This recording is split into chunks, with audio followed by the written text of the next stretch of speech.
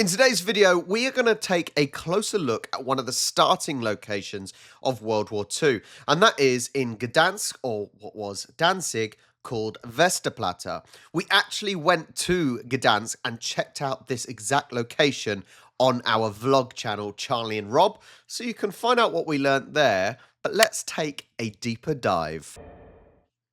Westerplatte is the name of a peninsula jutting out from a city now called Gdansk, but known in 1939 as the Free City of Danzig.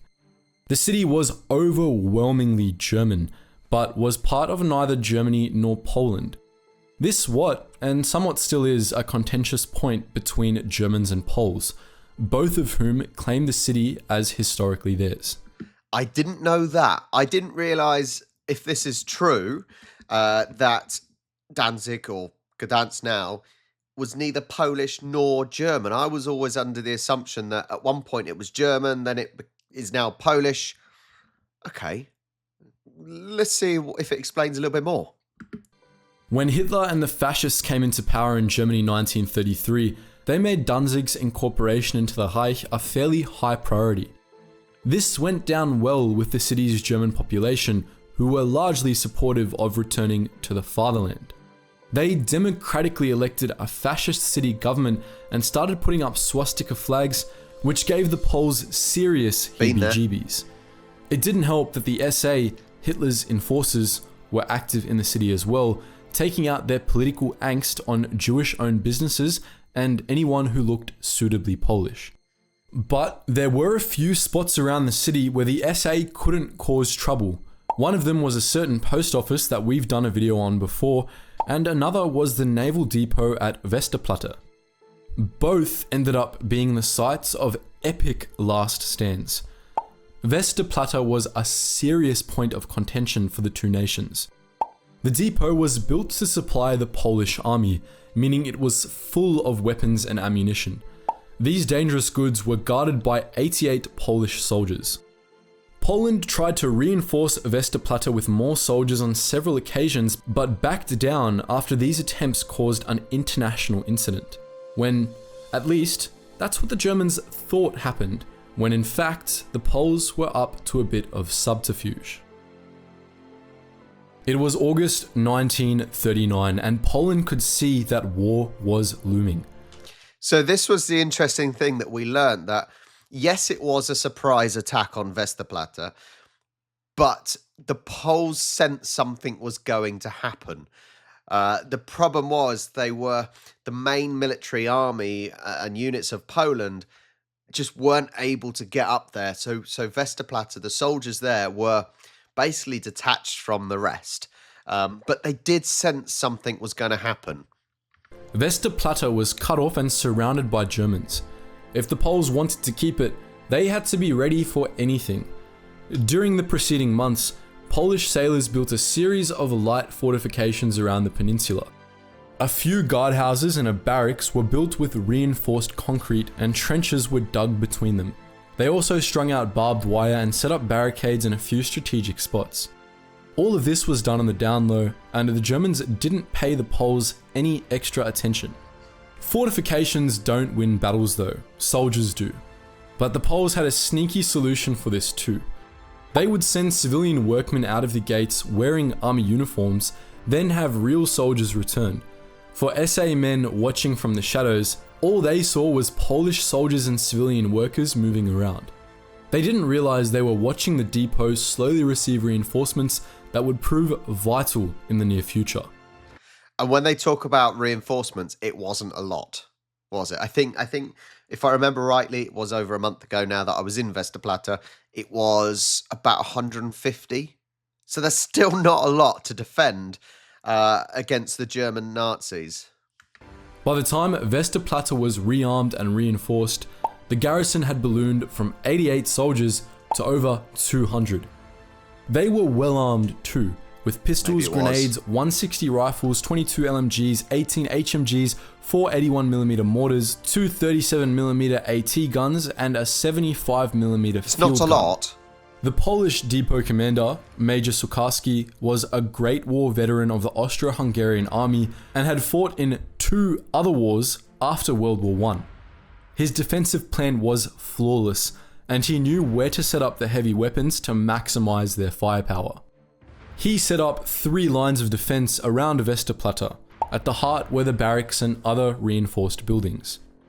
Next was a line of guardhouses, and outside that was an extensive trench network. Part of the peninsula was wooded, and the men set ambushes with interlocking fields of fire. These were supported with wooden fortifications which funneled the attackers into deadly kill zones. The Poles had set up the best defense they could, and it was about to be tested to the limit. So the main issue was that even with, say, it was 200 odd soldiers, it was nothing compared to what the German Nazis had. They had battleships, they had cannons, firing. They could do it from distance. And as I said, the idea was initially that they thought that the Poles could hold off for about 3 hours, and they actually managed 7 days. So it wasn't they weren't ever going to win it. They were never going to hold off Westerplatte. Because, as it said, that the rest of the Polish army just could not get there to support them. So it was pretty futile, but it was impressive nonetheless how long they were able to hold the Germans off. Around 4:45 a.m. on the morning of September 1st, the German pre-dreadnought battleship Schleswig-Holstein fired a broadside into Westerplatte. Her mighty guns signaled the start of the battle, and by extension, the war in Europe. It must have looked hugely impressive for German soldiers waiting to attack, but Schleswig-Holstein's barrage did pretty minimal damage. The behemoth wasn't designed for close-range shelling, but rather for taking out battleships on the horizon. Her massive shells didn't have time to properly arm before they hit Polish defenses, meaning most failed to explode. No casualties were sustained. Wow. After 8 minutes of shelling, the real attack came. 225 elite German shock marines landed on the peninsula's northwest shore and began moving inland. They climbed over a brick wall destroyed by the barrage and advanced on the Polish position.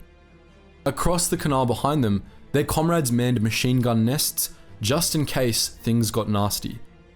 They expected an easy victory, but they got something else entirely. Well-camouflaged Polish riflemen and machine gunners opened fire on the exposed German Marines. There was no cover, and they were surrounded by barbed wire fortifications. What they're talking about is basic, military, right? Military strategic plans. It's quite often easier to defend against a larger amount of units if your terrain is right, if you've set up fortifications. If you think, look at Helm's Deep in Lord of the Rings. There you go. Completely outnumbered, and yeah, they would have lost, but they were able to hold them off because they funnel them in, they pinch them. They're firing from above onto soldiers that are in the open. So there are those tactics that you use to defend that works, but numbers, there's only so much you can hold off. Just when they thought things couldn't get worse, Lieutenant Peyomk opened fire with the field gun. He blew up the machine gun nests with ease, then sighted in on the Marines. Knowing they were about to become mincemeat, the Germans beat a hasty retreat. A quarter of their assault force were dead or wounded. On the opposite side of the peninsula, another German landing force was rebuffed by the Polish defenders, though not without losses. Staff Sergeant Naserek was killed by machine gun fire. He was the first Polish casualty of the battle and possibly of the entire war. 2 hours later, the Germans backed off and the guns of the mighty Schleswig-Holstein spoke again. This time, they were rather more effective, knocking out Lieutenant Peyomsk's field gun after shelling the peninsula for over an hour. Confident they weren't about to be shelled back, the Germans assaulted again. They fought for 3 hours, but managed to advance no further than they had done before. Aside from the well-prepared Polish defenders, the battleship's guns had knocked down many trees, which seriously impeded progress for the attackers. They pulled back at midday, after the shock marine commander, Lieutenant Henningsen, was mortally wounded. Wow. With one of their key officers dying in a hospital bed, the Germans took stock. During the first day of the battle, 16 Germans were killed and 120 more were wounded. By contrast, the Poles had only lost 4 soldiers. Underestimating the Polish defenses had clearly not worked, so the German commanders decided to overestimate them instead.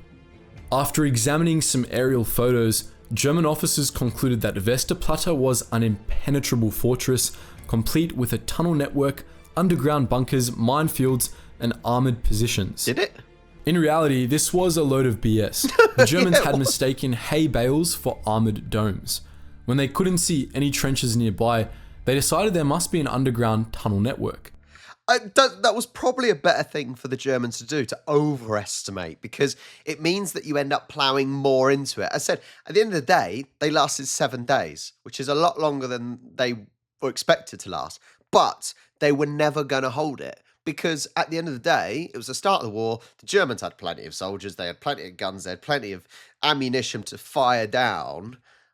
And it was a huge achievement and a real success in a sense for the Poles at Westerplatte, but it was futile. All this effort was futile. They were surrounded.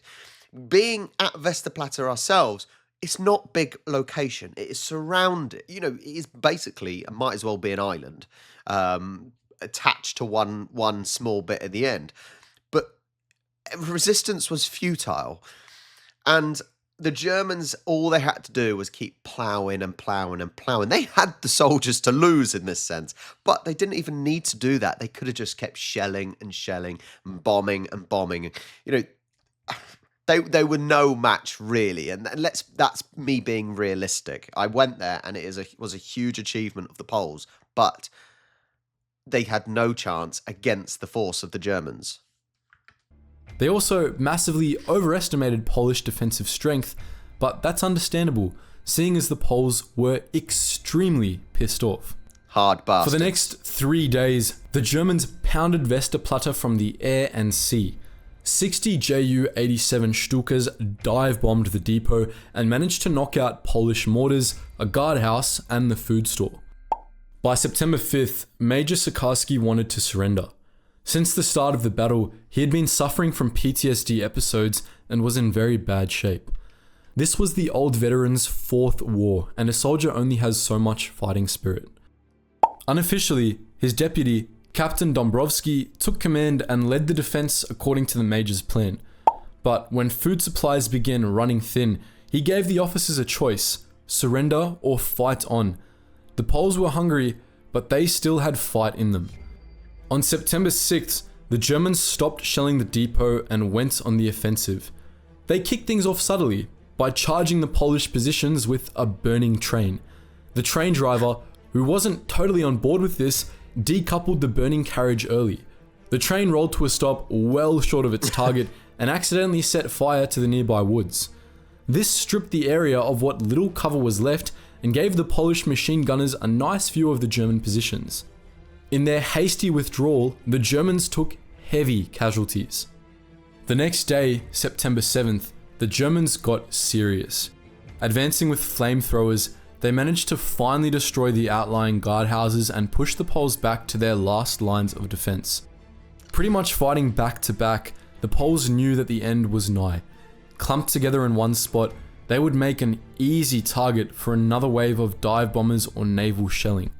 At 9:45 AM on the same day, Major Sikorski officially surrendered. The Poles were nearly out of ammo and completely out of food. His men held out for 7 days against a battleship, dive bombers, shock marine assaults, and a burning train. They had held up 3,000 German soldiers, killing 50 and wounding 150 more. Only 15 Poles were dead and another 40 wounded. The Germans were so impressed with the stalwart defense that they let Major Sikorski keep his sword. The defenders were saluted as they marched out of Westerplatte and into captivity. Unlike their comrades at the post office, they were treated as POWs, and most of them survived the war in prison. Wow. That was the heroic story of the...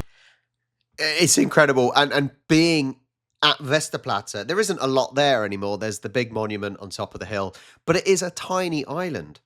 So to think, actually, yes, resistance was futile, as I said, but to think that these Polish soldiers who were massively outnumbered, massively outgunned, were able to hold off the just the irresistible force of the German Nazis is incredible. It was almost, and actually, if you think about it, of what they just said, that actually the soldiers that survived basically kept as prisoners of war rather than killed, tortured, whatever, that their fighting spirit and their ability and their tactical awareness and their strategic planning paid off in that sense, because actually that's what probably kept them alive, because they gained some sort of respect from the Germans. Now that this was obviously right at the start of World War II, so maybe the craziness of Hitler hadn't quite gone as far as it had, and therefore, you know, they were safer in a sense, if that makes any sense.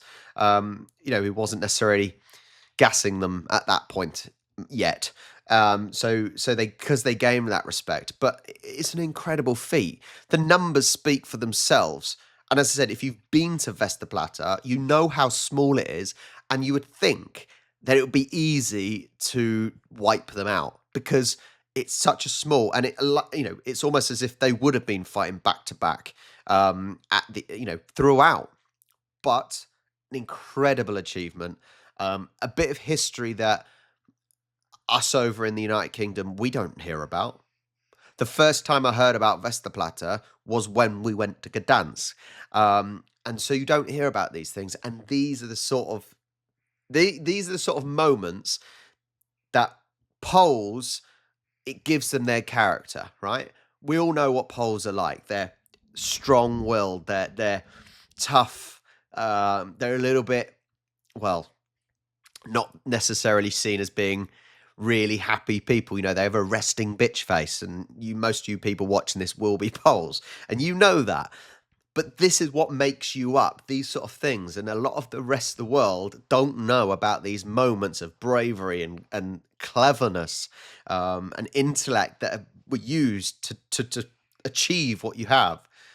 This is fascinating. Go to Charlie and Rob on YouTube and check out. This was up a few weeks ago, where we were actually at Westerplatte. It was fascinating, and a brilliant place to go to. So I highly recommend it. But thank you so much for watching. Hopefully some of you have learned a little bit more as well. But make sure you like and subscribe. That's the main thing. And I will catch you next time. Do widzenia.